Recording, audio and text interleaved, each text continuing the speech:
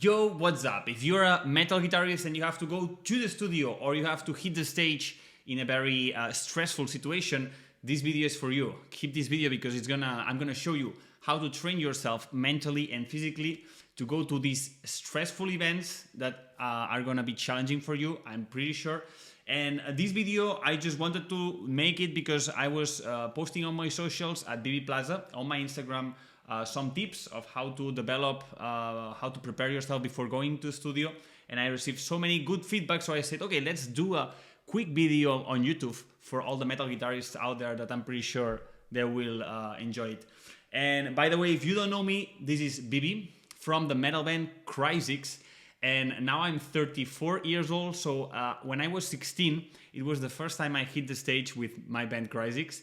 And all over all this journey, this 17 years career, I recorded many albums in different studios. Then I went to play in different stages all over the world, from Japan to the United States and all Europe. So this means that I've been facing pretty stressful situations that probably you're about to hit. And I'm gonna tell you how I got prepared. So instead of shitting in my pants up on the stage or in the studio with all this anxiety, how I prepare myself mentally and physically for beat that, you know. And basically, because I have also a teaching school, Extreme Metal Picking, and I work a lot these things with the guitarists, and I know guitarists, we are too confident sometimes, and we don't evaluate and analyze things on detail, you know.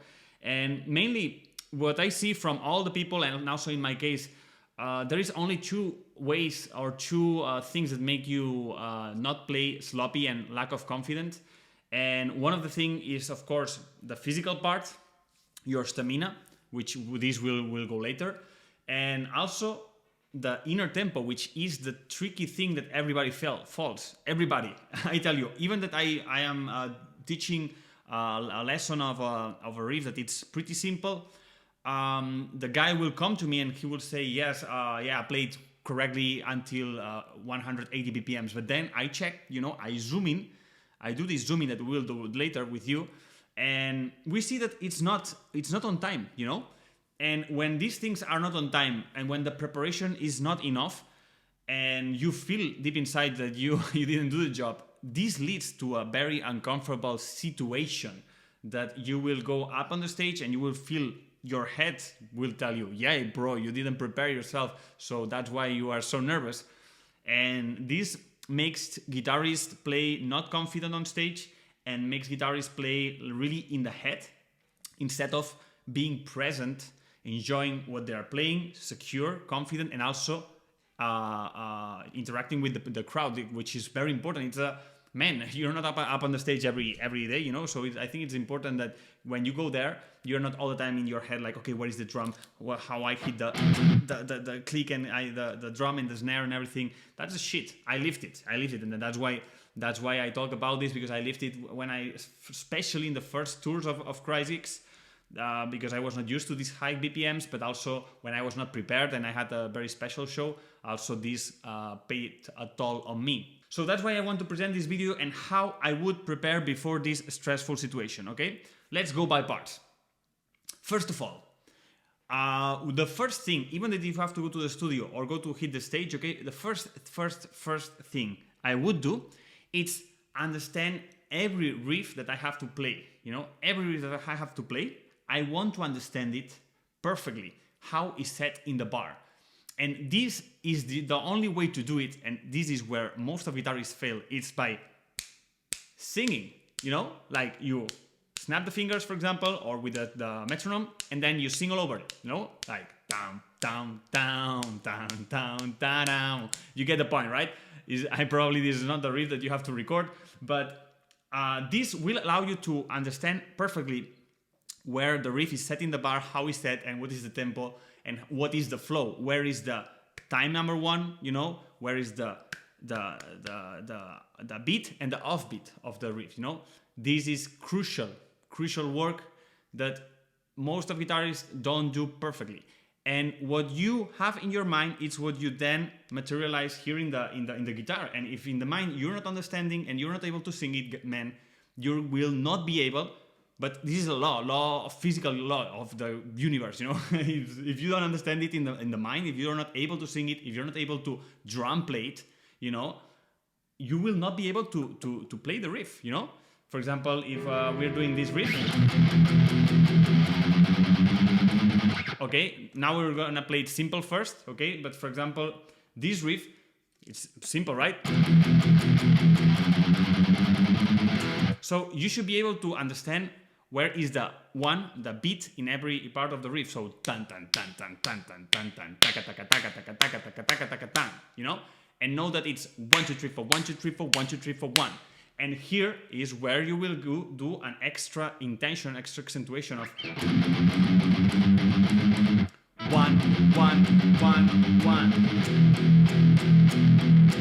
1 1 1, and we will give this extra accentuation so it's on the beat. Now I will practice with the metronome, don't worry. But just so you know, seeing the riff, it's one of the big part that it will save you a lot of time and a lot of practice, okay?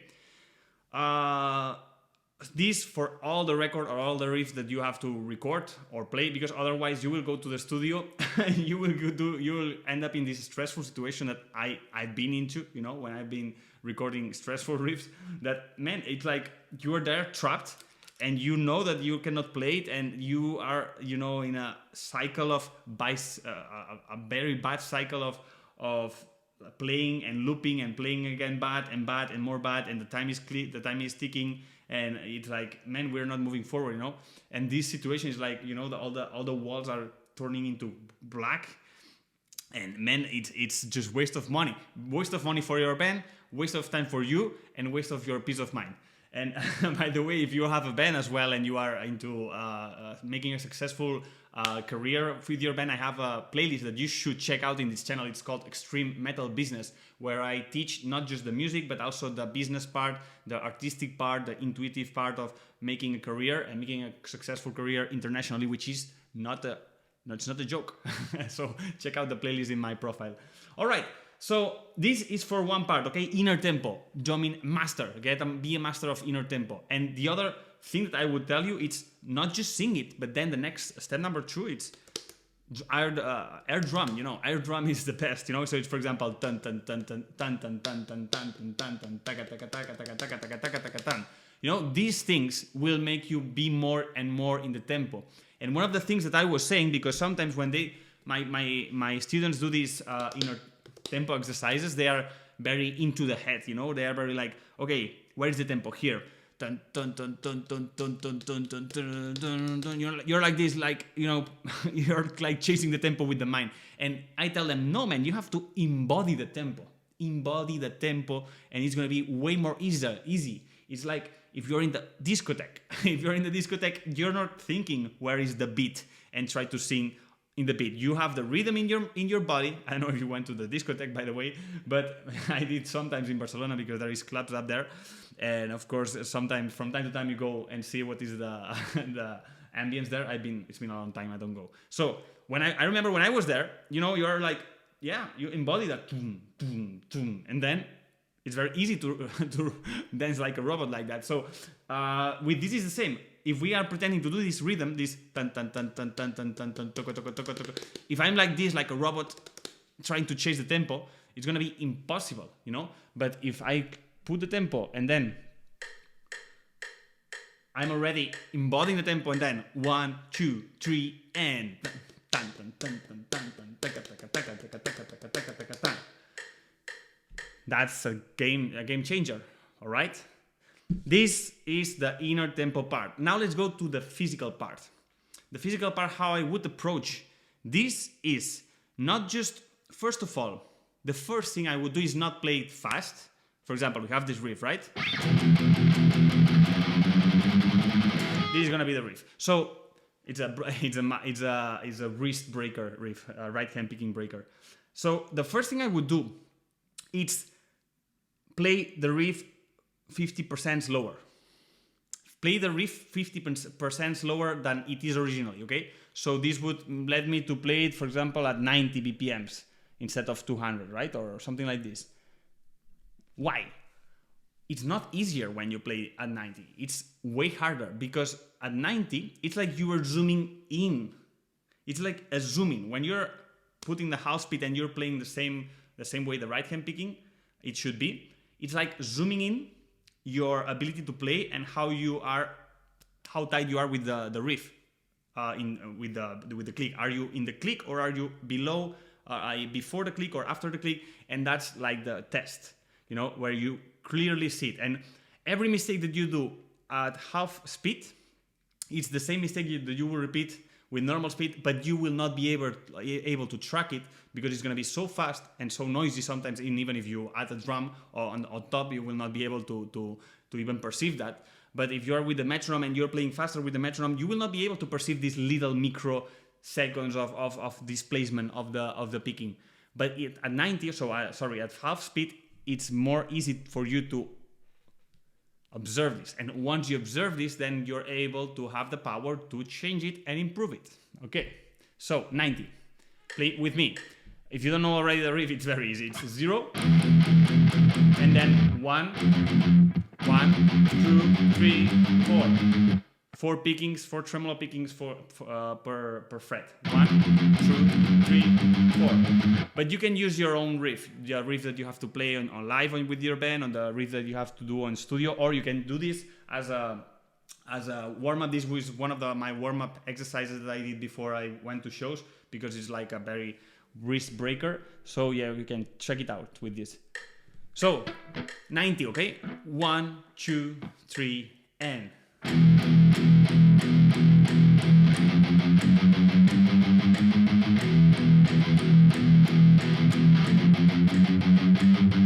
Oh, I introduced a gallop in the second round, okay? Now it gets harder. Okay, so you see that it's not that easy. You have to be concentrated, okay? And once you master this, then let's try now to push it. Let's start at 120. By the way, one thing I'm doing, and I didn't tell, is that I am accentuating. I'm giving extra intention in this pick. 1, 1, 1, 1, 1, 1. Okay, I'm giving extra intention, so I am more in the tempo. Why I do this? I'm gonna do it again. Check it out, and I'll explain it. 1, 2, 3, and.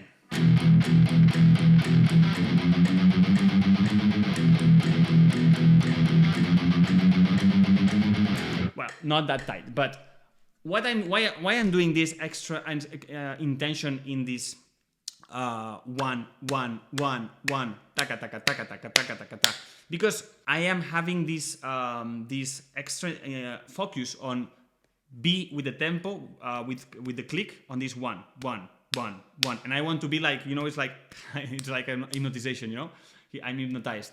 And what the fact that I'm doing this is because it's good for me to put attention in this tack, tack, tack, so I'm also dancing in the same rhythm with the guitar. And so the guitar is dancing in the same rhythm. Tum, tum, tum, taka, taka, taka, taka, taka, taka, taka. I don't know if I'm explaining myself well, but this for me makes a lot of sense, because even if you're playing a lot of notes, when you have this one beat in the head and you try to stick and follow the beat, it gets easier to just make everything fit, if you just stay focused with this one beat. All right, let's try to do it a bit faster. Okay, but then I would increase it a little bit more, okay? Let's try 1, 2, 3, and.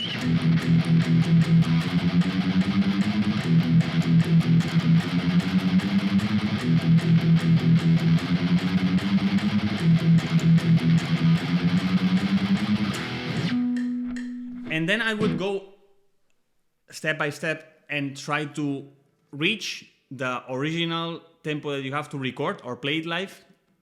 And once you reach it, then I would overpass it 10% or 20%. 10% anything is good. 20% maybe it's too crazy. 10, 20%. By the way, I forgot to mention this. Look, this is my first recording, so you see how bad how bad and not tight guitarist I was back then. I wanted to show you this and I forgot. Check. So blurry.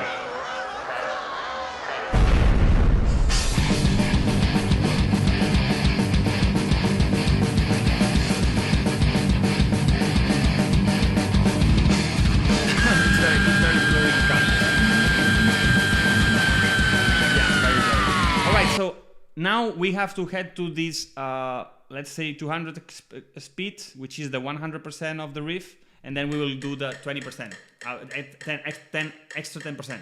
1, 2, 3, and.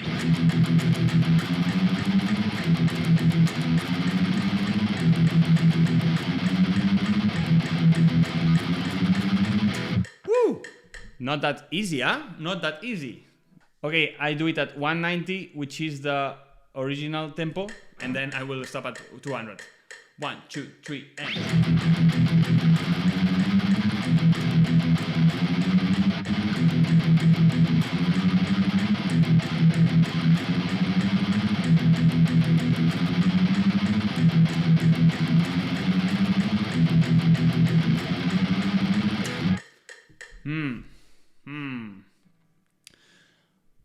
I am not that tight. Let's do the last one at 200, just so you see.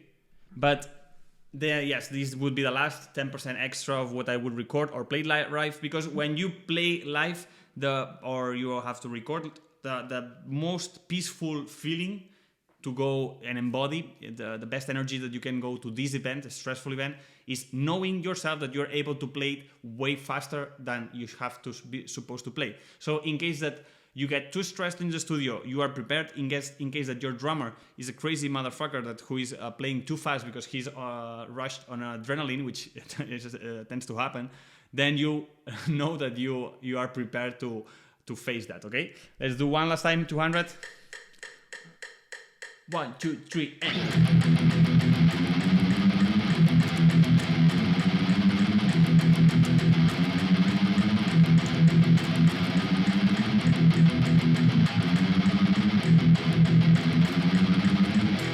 I will do it one last time. One last time. Ooh, motherfucker. 1, 2, 3, and.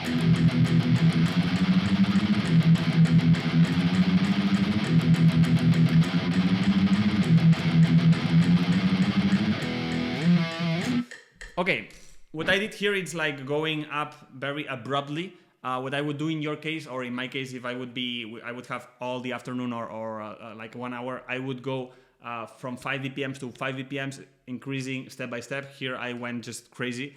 But if I would do it, if I was you, I would turn this into the 2 weeks before this stressful event. I would do this exercise and trying to hit this extra 10% of the original tempo. And yeah, I would be preparing myself at least 2 weeks before of the event. If you really want to go like, I am the riff lord here, I will not be affected by anything. Okay. All right, guys. I hope this served you. I hope this helped you. And don't hesitate to send me DM at my Instagram, BB Plaza, if you have any question of how you're doing stuff, or how to approach more specific things for a show or for a studio recording. That sometimes it's pretty new world for guitarists when it's the first time, and I'm here to help. And also I give a lot of inspiration content and try to inspire us through my Instagram account. So yeah, you have here over there my page, and you can follow me there. Okay. It's been a pleasure to share this little space with you. I'll see you in the next episode. Cheers.